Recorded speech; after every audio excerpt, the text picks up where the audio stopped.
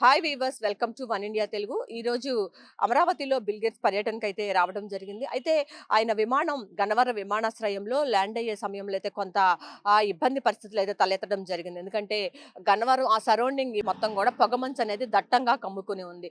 So ఈ నేపథ్యంలో visibility అనేది చాలా పూర్గా ఉంది. సో ఏటీసీ ఆ విమానం ల్యాండింగ్ అనుమతించలేదు. సో ఈ నేపథ్యంలో ఆ పోరంకి తదితర ప్రాంతాలన్నిటిలో కూడా దాదాపు కూడా ఒక అరగంట పాటు బిల్ గేట్స్ విమానం అయితే ఆ గాలిలోనే చక్కెర్లు కొట్టింది.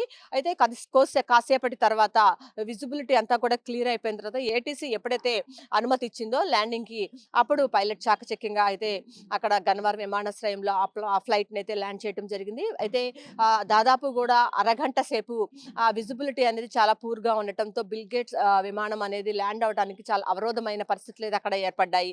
ఎందుకంటే ఆ మొత్తం కూడా సరౌండింగ్స్ ప్రాంతాలన్నిటిలో కూడా పొగమంచు అనేది మొత్తం కూడా ఎక్కువగా కూడా కమ్మేసి ఉంది. విజిబిలిటీ అనేది చాలా పూర్‌గా ఉంది. ఎందుకంటే 800 ఎత్తులో నుంచి అలా చూసినప్పుడు విజిబిలిటీ అనేది క్లియర్‌గా ఉంటేనే వీవీఐపీలకు సంబంధించినటువంటి విమానాలకి ల్యాండింగ్‌కి ఏటీసీ అనేది అనుమతిస్తది. మిగతా విమానాలన్నీ కూడా ల్యాండ్ అవుతూ టేక్ ఆఫ్ అవుతున్నప్పటికీ కూడా ఈయన అత్యంత భద్రత కట్టుదిట్టంగా ఉంటుంది కాబట్టి ఆయన విమానం ల్యాండ్ అవ్వటానికి మాత్రం కొంత ఏటీసీ అయితే అభ్యంతరం తెలిపింది. ఎందుకంటే విజిబిలిటీ అనేది పూర్‌గా ఉంది కాబట్టి.